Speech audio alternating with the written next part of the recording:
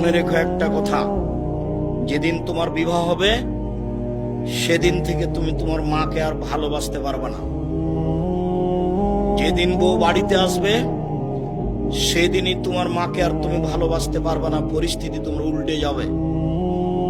দিন যত যাবে পরিবেশ তত জটিল হবে। এক সময়ে মনে হবে এই মাটির উপরে সবচেয়ে বড় শত্রু আমার মা। আর তোমার মা যা বলে সবই উল্টা কথা বলে, উল্টা বলে, এ কথাও ঠিক। আরে টাকা দিয়েছো তুমি ফল খেতে, টাকাটি তোমার মা তোমার বড় বোনকে দিয়ে পাঠিয়ে দিয়েছে। মা সেদিন যে টাকা দিলাম, ও টাকা খরচ হয়ে গেছে, কি করলেন? টাকা তোর বড় বোনকে দিয়ে দিয়েছি। আরে আমি আপনাকে ফল খেতে দিলাম, টাকা দিলাম ফল খাওয়ার জন্য, আর আপনি টাকা দিয়ে দিলেন মানে? অবাক। আপনার ছেলে আর আপনার বড় ভাইয়ের বড় বোনের ছেলে এক জায়গাতে খেতে বসেছে, তো আপনার মা বড় মাছের টুকরা আপনার বোনের ছেলের পাতায় তুলে দিয়েছে। এইটা আপনার বউ দেখেছে এইবার রাতে। হ্যাঁ, তোমার মা এরকম, তোমার মা তোমার বোনের ছেলেকে ভালোবাসে। আমি রান্না করলাম কষ্ট করে, বড় মাছের টুকরাটা তোমার বোনের ছেলেকে দিয়ে দিল, আমি এগুলো সহ্য করতে পারি না। কত কি! আপনি সন্ধ্যায় এসে দেখছেন আপনার মা বিছানে পেশাব করেছে, উঠতে পারে না, বিছান গন্ধ করছে। আপনি বলছেন, হ্যাঁ তুমি আমার মায়ের বিছানা পরিষ্কার করনি, আমার মায়ের চাদরটা ধুয়ে দাওনি।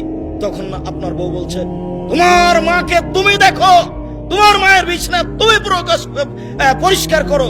ওই ঘরে ঢুকলে তোমার মা আমাকে অকথ্য ভাষায় গালি দেয়, আমি তোমার মাকে দেখবো মানে? আপনার মা অকথ্য ভাষায় গালি দেয়, এ কথাও ঠিক। নেন এবার কি করবেন?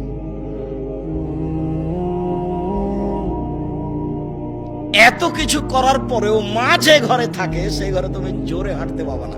আমি বলি না, আল্লাহ বলেছে।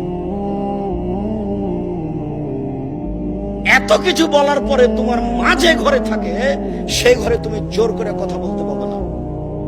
ফালা তাকুল্লাহুম উফিন ওয়ালা তানহারহুমা, এ কথা বলতে পাবে না। আল্লাহ নিষেধ করে দিয়েছেন, এটা নগদ অর্থ। ঝাঁকি দিয়ে কথা বলতে পাবে না। হ্যাঁ, আপনি এ করলেন সেই করলেন, একবারে টোটালে নিষেধ আল্লাহ বলে দিয়েছে। অফিস লাহমা জানা হাজুল, হাত নিচু করে যেতে হবে। মনে পড়ে না একদিন দৃশ্য নকল করছিলাম, মনে পড়ার তো কথা যে রাজশাহীর মেয়র এসেছেন নদাপাড়ায় আমচত্বরে, তো শাহ মকদুম থানার ওসি এইভাবে দাঁড়িয়েছেন, এইভাবে দাঁড়িয়ে বলছেন, স্যার এখন কি করবো স্যার? আমি তো দৃশ্য দেখে অবাক হয়ে গেলাম। আমি তো পাশে বসেছিলাম সেদিন, যেটা ব্যাপার কি, এটাতে ছিল মায়ের জন্য, এইটা কি করে মেয়র পেল? এটা তো মায়ের জন্য ছিল, কিভাবে এখানে চলে আসলো? অথচ মায়ের সামনে এইভাবে যাওয়ার কথা আল্লাহ বলছে।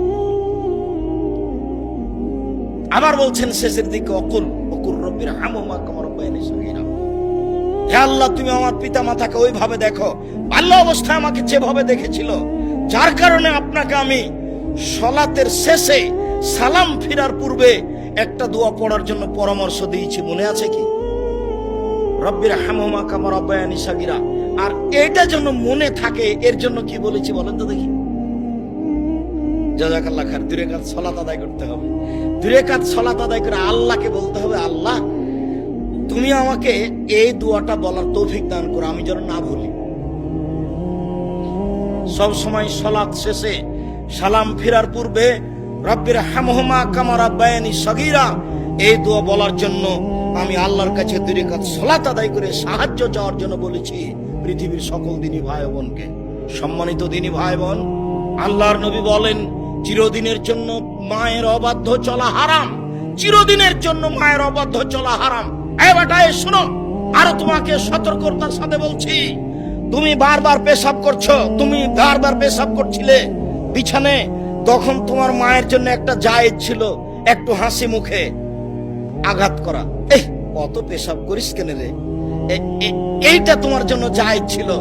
এখন তোমার মা তোমার কোলে, তোমার মাকে তুমি এইভাবে বলতে পারো না, কি যে করি, এত পেশাব কেমনে পরিষ্কার করি, হ্যাঁ কি যে করি, যখন তখন পেশাব করছে, এরকম কথা বলার সুযোগ নেই। একদিন তুমি ছিলে তোমার মায়ের কোলে, এখন তোমার মা তোমার কোলে, গোসল দেওয়াবা তুমি, কাপড় পরাবা তুমি, কাঁধে করে মেডিকেল নিয়ে যাবা তুমি, কাপড় পরিবর্তন করে দেবা তুমি, তোমার মায়ের সবকিছু তুমি করবা। আল্লাহ তাআলা চিরদিনের জন্য মায়ের অবাধ্য চলা হারাম করে দিয়েছেন।